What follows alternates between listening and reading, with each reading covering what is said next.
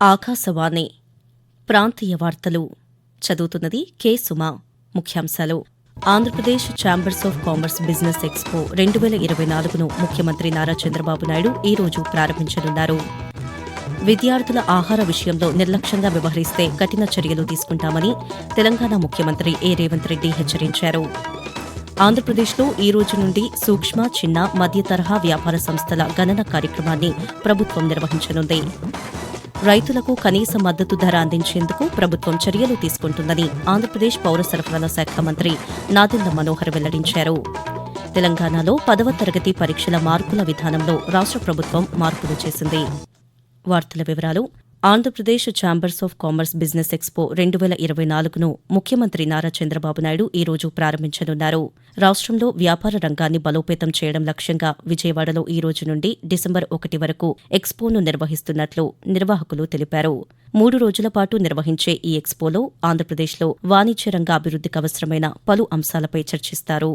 తెలంగాణ వ్యాప్తంగా ఉన్న ప్రభుత్వ పాఠశాలలు, వసతి గృహాలు, గురుకుల పాఠశాలల విద్యార్థులకు పరిశుభ్ర వాతావరణంలో ఆహారం అందజేయాలని ముఖ్యమంత్రి ఏ రేవంత్ రెడ్డి అధికారులను ఆదేశించారు.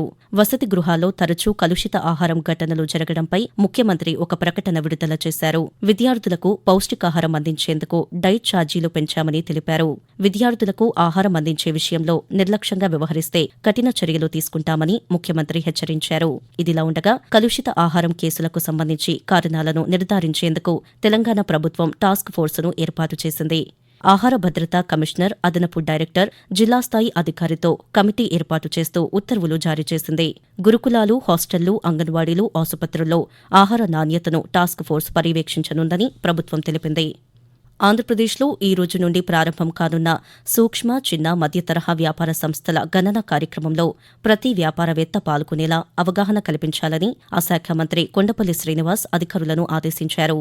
అమరావతిలోని సచివాలయంలో రాష్ట్ర సూక్ష్మ, చిన్న, మధ్య తరహా పరిశ్రమల అభివృద్ది సంస్థ అధికారులతో మంత్రి నిన్న సమీక్షా సమావేశం నిర్వహించారు. ఈ సందర్భంగా కొండపల్లి శ్రీనివాస్ మాట్లాడుతూ ఆయా జిల్లాల్లోని జిల్లా పరిశ్రమల కేంద్రం జనరల్ మేనేజర్లు, జిల్లా కలెక్టర్లకు సర్వేకు సంబంధించిన పూర్తి వివరాలను తెలియజేయాలని సూచించారు. రైతులకు కనీస మద్దతు ధర అందించేందుకు ప్రభుత్వం అవసరమైన చర్యలు తీసుకుంటుందని ఆంధ్రప్రదేశ్ పౌర సరఫరాల శాఖ మంత్రి నాదెండ్ల మనోహర్ తెలిపారు. కృష్ణా జిల్లా పామరు నియోజకవర్గంలోని కనుమూరు, కొండాయపాలెం, అడ్డాడ గ్రామాలలో నిన్న పర్యటించిన మంత్రి ధాన్యాన్ని పరిశీలించారు. అనంతరం ఆయన పాత్రికేయులతో మాట్లాడుతూ రైతు నుంచి ప్రతి గింజ కొనుగోలు చేసి ఎన్డీఏ కూటమి ప్రభుత్వం వారికి అండగా ఉంటుందని తెలిపారు. ధాన్యం కొనుగోలు అంశంలో రైతులకు అనుకూలంగా రాష్ట్ర ప్రభుత్వం సంస్కరణలను తీసుకువచ్చిందని, జిల్లా వ్యాప్తంగా రైతుకు నచ్చిన మిల్లుకు తమ ధాన్యం అమ్ముకోవచ్చని మంత్రి వివరించారు. రాష్ట్రంలో ఆలయాల అభివృద్ధికి ప్రభుత్వం చర్యలు చేపడుతోందని ఆంధ్రప్రదేశ్ దేవాదాయ శాఖ మంత్రి ఆనం రామనారాయణ రెడ్డి తెలిపారు. తిరుపతి జిల్లా తిరుచానూరు పద్మావతి అమ్మవారి కార్తీక బ్రహ్మోత్సవాల్లో భాగంగా రాష్ట్ర ప్రభుత్వం తరపున గత సాయంత్రం పట్టు వస్త్రాలను సమర్పించారు. అనంతరం ఆయన పాత్రికేయులతో మాట్లాడుతూ ప్రభుత్వం తరపున అమ్మవారికి పట్టు వస్త్రాలను ఇచ్చేటువంటి మహద్భాగ్యం నాకు కలిగింది అని అంటే అది పూర్వజన్మ సుకృతం. కార్తీక మాసంలో గురువారం రోజు స్వామివారి నేత్ర దర్శనం చేసుకుని కార్తీక బ్రహ్మోత్సవాల్లో అమ్మవారికి పట్టు వస్త్రాలను ఇచ్చేటువంటి మహద్భాగ్యం ఈ రోజు నాకు కలగడం అంటే ఇది అదృష్టంగా భావిస్తున్నాను. రాష్ట్రంలో ఉన్నటువంటి అన్ని ఆలయాలను కూడా ప్రక్షాళన చేస్తున్నాం. అన్నింటిలో కూడా ఆధ్యాత్మికత, వైదిక సిద్ధాంతపరమైనటువంటి కార్యక్రమాలని మొదలుపెట్టాం. ఆంధ్రప్రదేశ్లో ప్రభుత్వ, ప్రైవేటు భాగస్వామ్యం పీపీపీ విధానంలో రాష్ట్ర రహదారులు, జాతీయ రహదారుల అభివృద్ది కోసం 3,000 కోట్ల రూపాయలను కేటాయించామని రహదారులు, భవనాల శాఖ మంత్రి బీసీ జనార్దన్ రెడ్డి తెలిపారు. వైఎస్సార్ జిల్లా ఒంటిమిట్ట మండలం మలకాటిపల్లిలో జరుగుతున్న రహదారి మరమ్మతుల కార్యక్రమాన్ని మంత్రి నిన్న పరిశీలించారు. ఈ సందర్భంగా ఆయన మాట్లాడుతూ భారత్మాల కార్యక్రమంలో భాగంగా 28,000 కోట్ల రూపాయలను రహదారుల నిర్మాణానికి ఖర్చు చేయనున్నామని చెప్పారు. కేంద్ర, రాష్ట్ర ప్రాయోజిత కార్యక్రమాల ద్వారా రాష్ట్రంలో రహదారులన్నిటికీ 70,000 కోట్ల రూపాయలతో మరమ్మతులు, అభివృద్ది పనులు చేయనున్నట్లు మంత్రి వివరించారు. ఆకాశవాణి ప్రాంతీయ వార్తలు వింటున్నారు. తెలంగాణలో 10వ తరగతి పరీక్షల మార్కుల విధానంలో రాష్ట్ర ప్రభుత్వం మార్పులు చేసింది.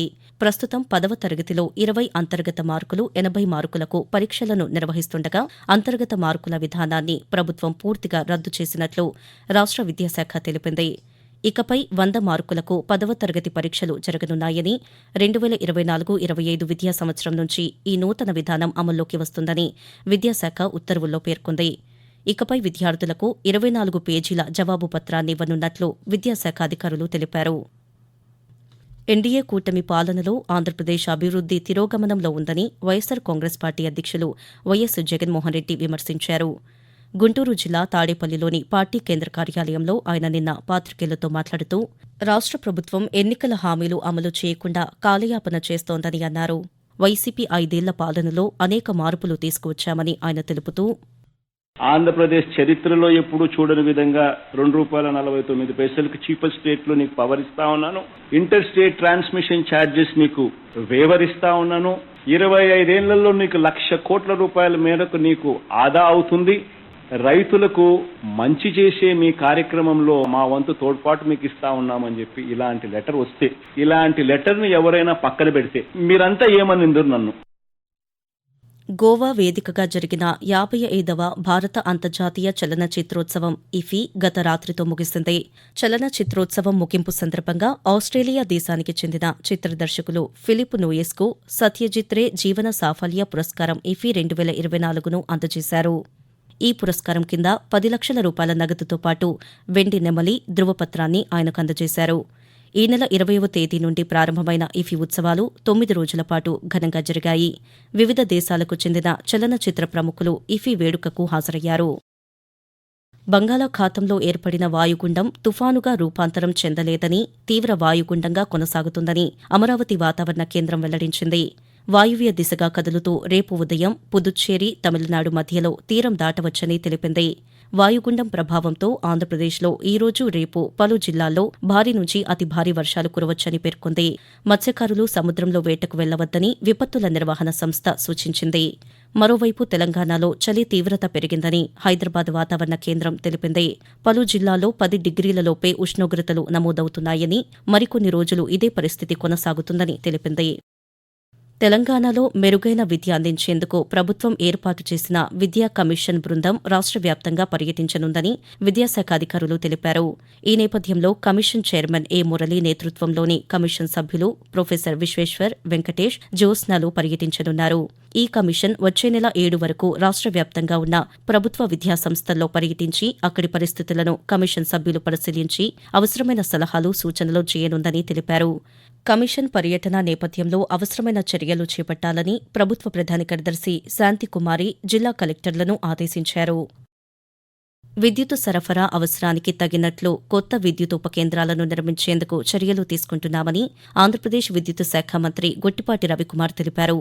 పశ్చిమ గోదావరి జిల్లా భీమవరంలో ఆక్వా రైతులు, యజమానులతో మంత్రి నిన్న సమావేశమయ్యారు. రైతులు ఆక్వా సాగులో విద్యుత్ సరఫరా సమస్యలను మంత్రి దృష్టికి తీసుకువెళ్లారు. ఈ సందర్భంగా ఆయన మాట్లాడుతూ నాణ్యమైన విద్యుత్ సరఫరా చేసేలా చర్యలు తీసుకుంటామని రైతులకు మంత్రి హామీ ఇచ్చారు. లోడ్ ఎక్కువగా ఉన్న ప్రాంతాలపై దృష్టి పెట్టాలని అధికారులకు సూచించారు. త్వరలోనే ఆక్వా రైతుల సమస్యలపై సరైన నిర్ణయం తీసుకుంటామని మంత్రి హామీ ఇచ్చారు.